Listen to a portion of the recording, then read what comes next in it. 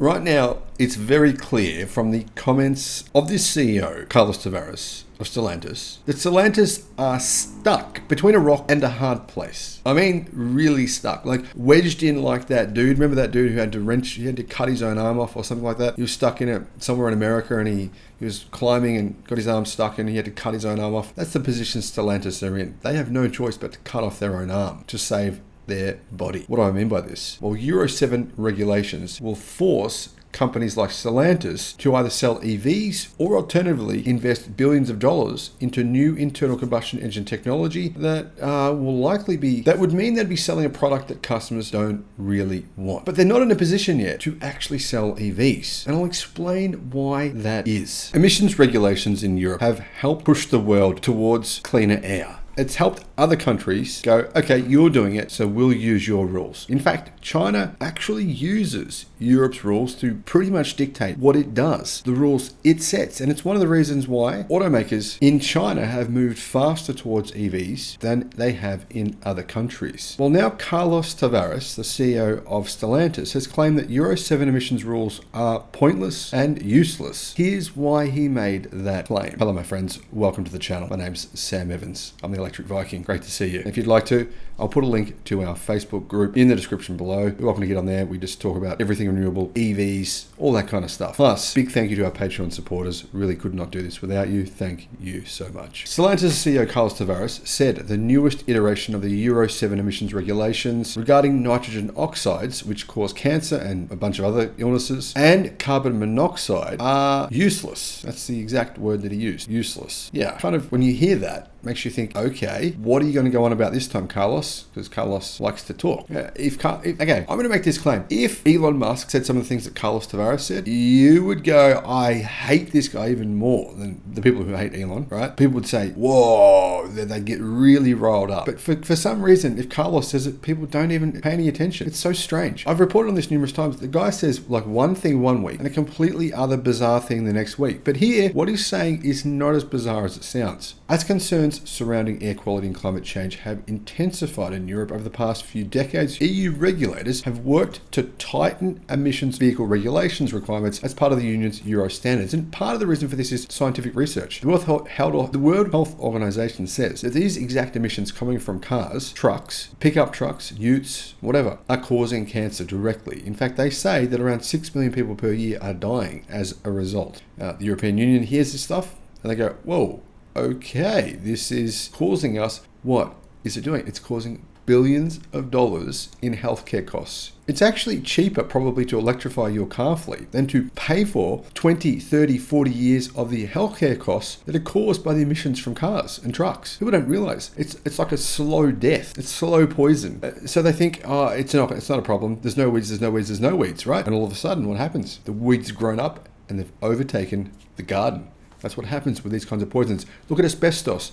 Exactly the same thing. Did people just die of asbestos overnight? No, they didn't. It took decades to die.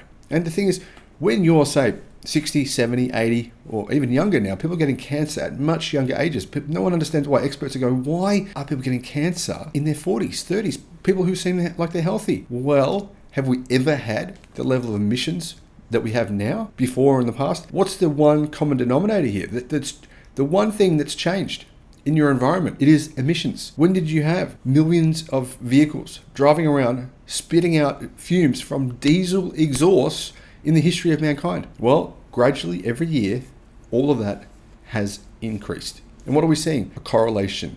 People getting cancer at younger ages, people who shouldn't be because they're healthy, and higher rates of cancer, even though we had massive improvements in healthcare, massive improvements in nutrition, massive improvements in lifestyle in so many ways. And yet it's happening. So the most recent inception of the regulations, Euro 7, are set to continue these gradual emissions tightenings, significantly limiting cancer-causing nitrogen oxides and carbon monoxide emissions from 2025 forward. People seem to focus here on the carbon monoxide, because if you put your mouth on an exhaust, right, let's say you kill yourself, it's from the carbon monoxide. But actually what's significantly worse for human beings is the nitrogen oxide particles that come out of the exhaust. However, However, Reuters reports that Stellantis CEO Carlos Tavares believes the new rules are just completely useless. He said, "It is not helpful. It is costly. It does not bring customers benefits. It does not bring environmental benefits." Yes, it does. The internal combustion engine emission part is something which just makes no sense. Tavares said this recently, about a month and a half ago, and I talked about it just briefly, but I thought we need to come back to this.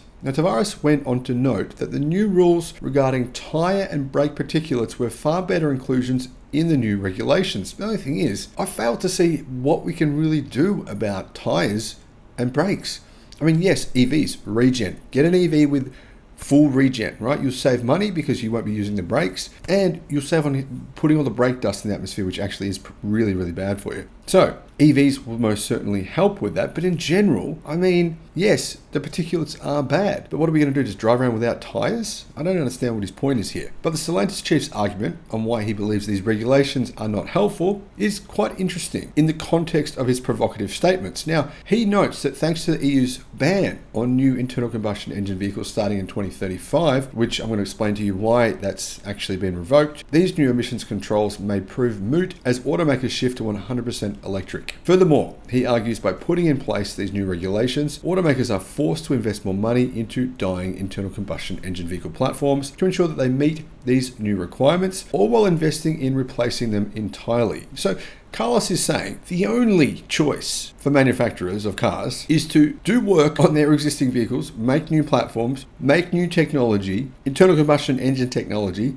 to sell in 2026 when these regulations come into place. There is not an alternative, according to Carlos, which the alternative makes complete sense to me. I mean, it's obvious, right? Just make EVs in 2026. The Chinese can already make them on par, cost parity with internal combustion. Why can't Carlos? And Carlos keeps on saying, it costs Stellantis 40% more to make an EV than it does to make an internal combustion engine vehicle. But put it this way, if 94% of the cars Stellantis made were electric, it would probably cost them more to make gasoline-powered vehicles, wouldn't it? Mass production, right? If, for example, Apple, if 94% of the products they actually manufactured were one product and then 6% were another, clearly making only 6% of your products, the niche product, it would be more expensive to manufacture. I don't think Carlos has worked that out yet, even though he's the CEO of one of the biggest corporations in the world. Now, in concluding his statement to investors, Tavares said that Stellantis was more dedicated to vehicle electrification than ever and is pursuing new electric models as quickly as possible. Many people would say that that's completely false, and they'd be right, because it's not correct at all. In fact, less than 5% of the cars Stellantis currently sell are electric. And it's not like they haven't known for a long time that Tesla had 400,000 reservations for the Model 3 back in 2017. That was 6 years ago. They've had 6 years to sell, let's say, 20% of their cars as EVs. 20%, right? That's a pretty small number. 6 years. And yet they're selling around 4.5% electric.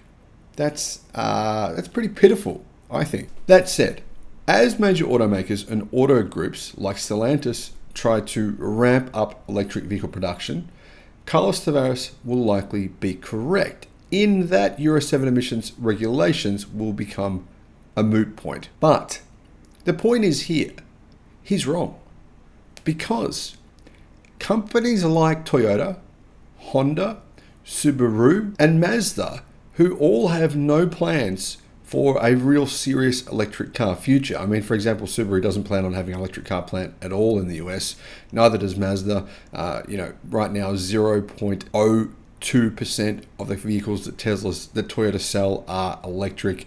Clearly, these brands do not intend on having a fully electric future. But these kinds of emissions regulations will mean they have no choice but to do so. And it will mean that in the interim, they hopefully will poison us less than they would otherwise. So even though Carlos believes it doesn't work for Stellantis, that doesn't mean it won't work for us, for you and me. And that's what I think. Let me know your comments. Let me know your thoughts in the comments, and thank you for watching.